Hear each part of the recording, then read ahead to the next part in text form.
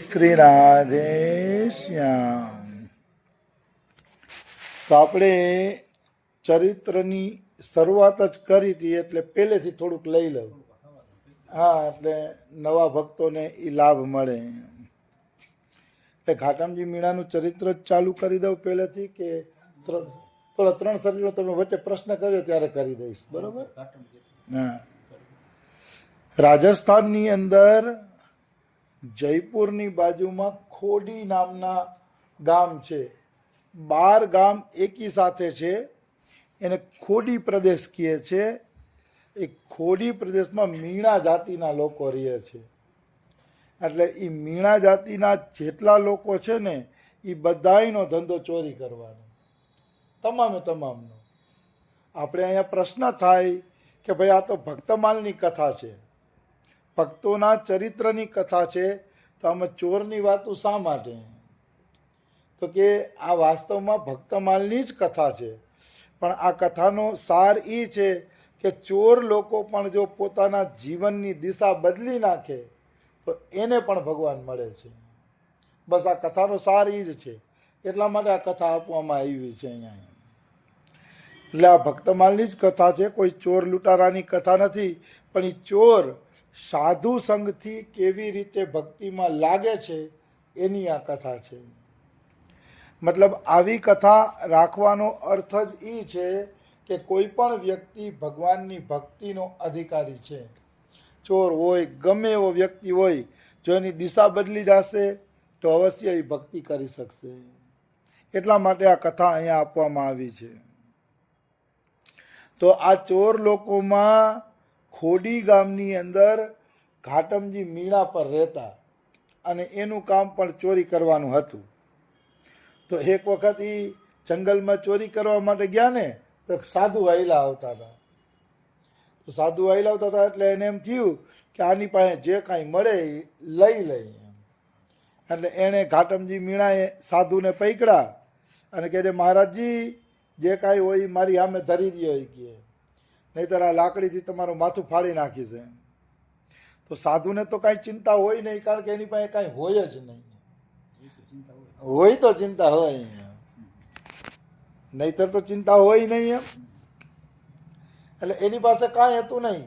થેલામાં એના ઠાકોરજી હતા, અને ઠાકોરજી સિવાય 1-2 જોડી ધોતી નહીં, કપડાં હતા, બીજું કાંઈ હતું જ નહીં. એટલે એને કાંઈ ચિંતા હતી નહીં. એણે કીધું, ભાઈ તું મારો જોલી ઝંડો જોવો હોય તો જોઈ લે, આની અંદર કાંઈ નથી. એટલે ચોરે જોયું તો એને એમ થયું, અરે આ તો ફક્કડ સાધુ છે, આની પાસેથી કાંઈ મળે એમ છે નહીં.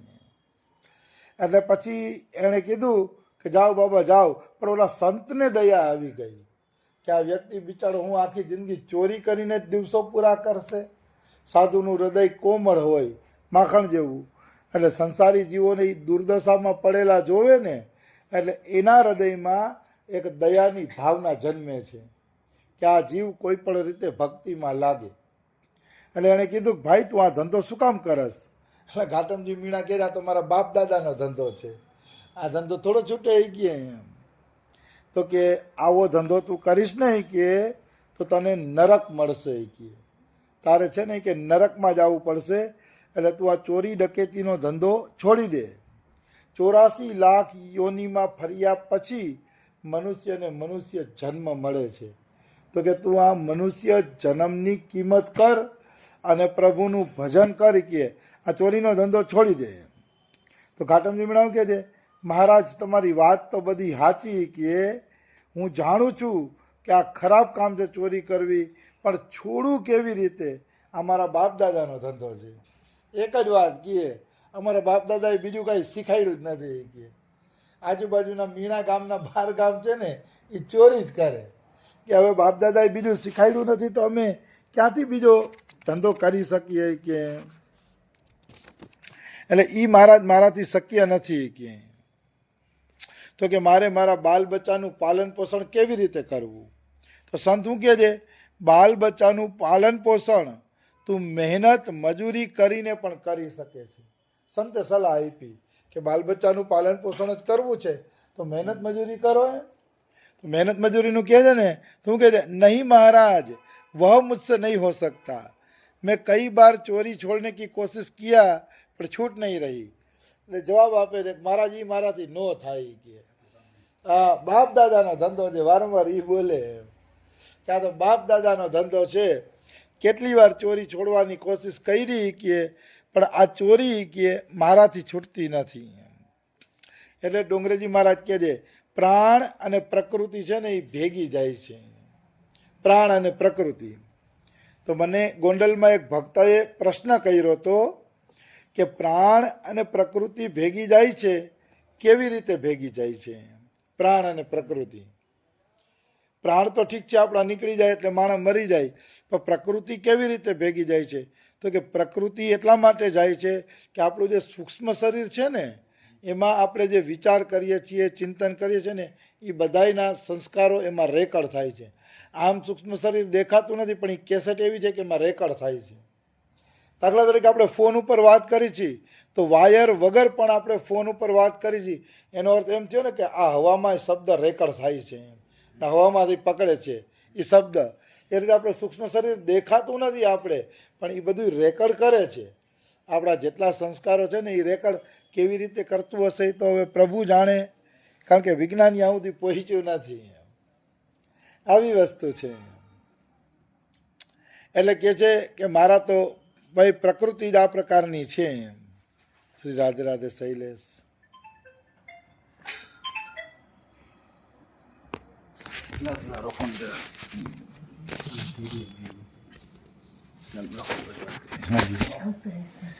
ફરી પાછો તો હાજી ઘાટમજી મીણા ચોરીનો ધંધો કરતા। એટલે એક દિવસ એ જંગલની અંદર ઘાતમાં બેઠા હતા કે કોઈ વ્યક્તિ મળે તો એને લૂંટી લઉં, તો એના નસીબ એવા વિચિત્ર હતા કે એને સાધુ જ મળ્યા ચોરી કરવા માટે।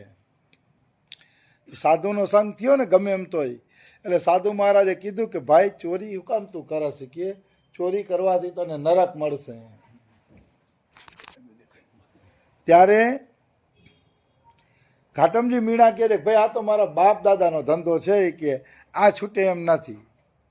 તો સંત એને એમ કહે છે કે મહેનત મજૂરી કરીને પણ તું તારા બાળકોનું પાલન પોષણ કરી શકશે। તો કે મહેનત મારાથી થતી નથી કે બાપ દાદાનો ધંધો આ ચોરી છે ને એ જ મારા માટે બરાબર છે, હું કે મારો સ્વભાવ બદલી શકતો નથી। તો સંત શું કહે છે કે ભગવાનની કૃપા થાય ને તો સ્વભાવ પણ બદલી જાય। સંત એમ કહે છે। તો ઘાટમજી મીણા કહે તો તમારા ભગવાનને કયો મારો સ્વભાવ બદલાવી દે ચોર? હા તરત, જો ભગવાન સ્વભાવ બદલાવી શકતા હોય કે તો તમારા ભગવાનને કયો કે મારો સ્વભાવ બદલાવી દે કે।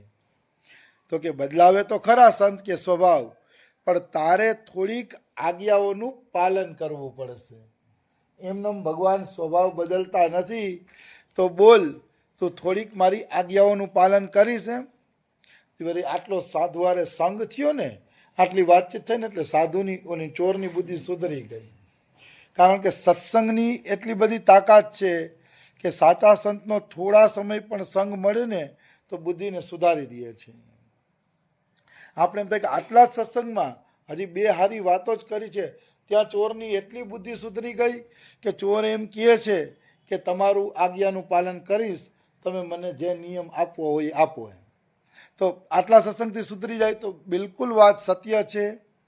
પદ્મપુરાણની અંદર એક કથા આવે છે કે એક બ્રાહ્મણ હતો ને, એ બિચારો છે ને મહેનત તો ખૂબ કરતો હતો પણ બે પાંદડે થતો નહોતો, કોઈ પણ રીતે એની પાસે પૈસા ન આવે। પદ્મપુરાણમાં ફોટા સાથે આ કથા આપી છે। અને પત્ની છે ને ટક ટક ટક ટક કરી રાખે, તમે કમાતા નથી, તમે કમાતા નથી, હા કંઈક જાજુ લઈ આવો, ભેગું કરવાની વાત એમ। એટલે પત્ની ટક ટક કરી રાખે અને આનો એકવાર મગજ ગયો, એને નક્કી કર્યું કે હવે બહાર ગામ જઈને પૈસા કમાઈને પછી મારે પાછું આવવું છે। એટલે એ તો ભાતું લઈ, એક દિવસનું ભાતું લઈને હાલતો થઈ ગયો। તો એક જગ્યાએ રાત પડીને એટલે કૂવો હતો, વડલાનું ઝાડવું હતું, ત્યાં એણે રાત વાસો કર્યો। હવે રાતે 5 પ્રેત આવ્યા એને ખાવા માટે, ઓલા 5 પ્રેત એમ કહે છે ઘણા દિવસે અમને ખોરાક મળ્યો એ કહે આજ તો સામેથી ખોરાક મળ્યો છે કે વાહ વાહ અમારું સૌભાગ્ય. એ બ્રાહ્મણને ખાવા માટે 5 પ્રેત આવે છે. તો બ્રાહ્મણ એમ કહે છે તમે મને ખાઈ જાજો, કંઈ વાંધો નહીં કહે, પણ મને જરાક એ તો બતાવો કે તમને પ્રેત યોની કઈ રીતે મળી એમ. એટલે બધાય પ્રેત પોતપોતાનું વર્ણન કરવા માંડ્યા. 5 જણા હતા ને, બધાય પોતપોતાનું વર્ણન કરે છે કે મેં આ પાપ કર્યું એટલે પ્રેત યોની મળી. એમાં વિસ્તારથી લખ્યું છે પણ મને બધું યાદ નથી કે આ પાપ કર્યું તો પ્રેત યોની મળી. તો પ્રેત એમ કહે છે કે મહારાજ તમારી યારે સત્સંગ કરીને અમને સુકૂન મળે છે, કે તમારી યારે વાત કરીને અમને થોડોક આનંદ આવે છે, તો અમને બતાવો કે અમે આ પ્રેત યોનીમાંથી ક્યારે મુક્ત થઈ શકીએ. તો એ સંતે એમ કીધું કે તમારે ખરેખર પ્રેત યોનીમાંથી મુક્ત થવું હોય ને તો ભગવાનનું નામ અને ભગવાનની કથા છે ને જ્યાં થતી હોય ને ત્યાંના શબ્દો તમારા કાને પડશે ને ત્યારે તમે મુક્ત થઈ જશો. પ્રેતને આ સલાહ આપે છે બ્રાહ્મણ. તો આટલો જ સત્સંગ થયો. પ્રેતે એમ કીધું કે અમે ક્યાં પાપ કર્યા એટલે પ્રેત યોની મળી, અને આએ કીધું કે ભગવાનના નામથી તમારો ઉદ્ધાર થઈ જશે. આટલો જ સત્સંગ થયો ને ત્યાં 5 પ્રેત માટે ગોલોકમાંથી વિમાન આવ્યા. પદ્મપુરાણમાં ગીતા પ્રેસની ફોટો પણ આપેલો છે. 5 વિમાન આવે છે અને એમ કહે છે કે આ બ્રાહ્મણ હારે તમારો ક્ષણભરનો પણ સત્સંગ થયો છે. એ ક્ષણભરના સત્સંગનો એટલો પ્રભાવ છે કે તમે બધાય છે ને ભગવાનના ધામમાં જાશો. એટલે કહેવાનો અર્થ શું છે કે સાચા સંતનો ક્ષણભરનો સત્સંગ પણ જીવને ક્યાંય પહોંચાડી દે છે. રાધા બાબા હનુમાન પ્રસાદ પોદારજી માટે એમ કહે છે કે હનુમાન પ્રસાદ પોદારનો કોઈ 1 કલાકનો પણ સત્સંગ સાંભળી લીધો તો અવશ્ય છે ને 3 જન્મ સુધીમાં એ ગોલોકનો અધિકારી બની જશે. અને હું હનુમાન પ્રસાદ પોદારની કક્ષામાં અમારા બાબાને ને રમેશ બાબાને મૂકું છું. એટલે એનો સત્સંગ આ જે લોકો ધામમાં આવી ગયા છે અને એવા મહાપુરુષના દર્શન કરી લીધા છે, એમનો સત્સંગ સાંભળી લીધો છે, હું દાવા સાથે કહું છું રાધા બાબા ખોટું ન બોલે, 3 જન્મ સુધીમાં અવશ્ય એ ભવસાગર પાર થઈ જશે ધીરે ધીરે કરીને.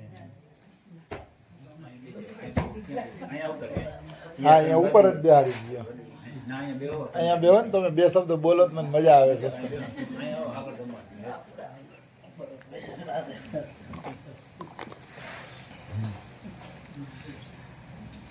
આજે એક બરસાના સારો લાભ લીધો આપે.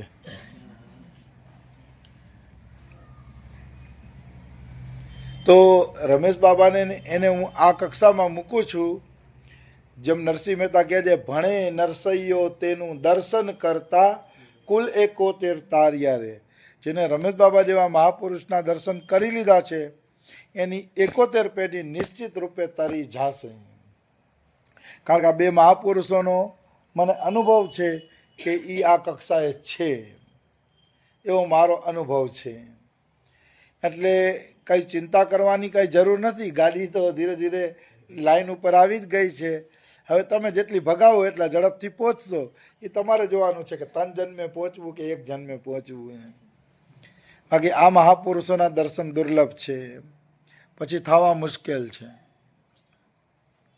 તો અહીંયા પણ આ સંત હારે આ ઘાટમજી મીણાનો થોડોક સત્સંગ થયો ને એટલે એના હૃદયમાં એટલું પરિવર્તન આવ્યું કે ઘાટમજી મીણાએ એમ કીધું કે મહારાજ તમે ચોરી છોડવા સિવાય બીજી જે કાંઈ આજ્ઞા આપશો ને એ આજ્ઞાનું હું પાલન કરીશ, પણ ચોરી નહીં છોડું. તો સંત કે જા ચોરી ન છોડતો, ચોરી કરવાની છૂટ તને, પણ હું જે 4 આજ્ઞા આપું ને એનું તારે પાલન કરવાનું.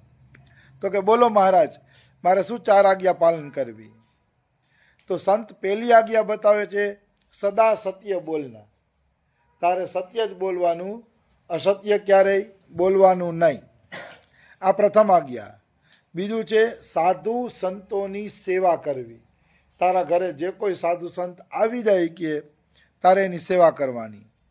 ત્રીજી આજ્ઞા છે કે જે કાંઈ પ્રસાદ ગ્રહણ કરો એ પ્રસાદ ભગવાનને અર્પણ કરીને જ ગ્રહણ કરવું. અને ચોથી આજ્ઞા છે ભગવાનની આરતીના દર્શન કરવા. આ 4 આજ્ઞા આપે છે ઘાટમજી મીણાને કે આ 4 આજ્ઞાનું તમે પાલન કરજો. તો અહીંયા સત્ય બોલવા માટે રામાયણમાં કહે છે ધર્મન દૂસર સત્ય સમાના. રામાયણમાં એવી ચોપાઈ આવે છે કે કળિયુગની અંદર સત્ય સમાન બીજો કોઈ ધર્મ નથી. સત્ય બોલવું. આવી વસ્તુ છે. યુધિષ્ઠિર એક જ વખત અસત્ય બોલ્યા હતા, નરોવા કુંજરોવા, તો એનો રથ છે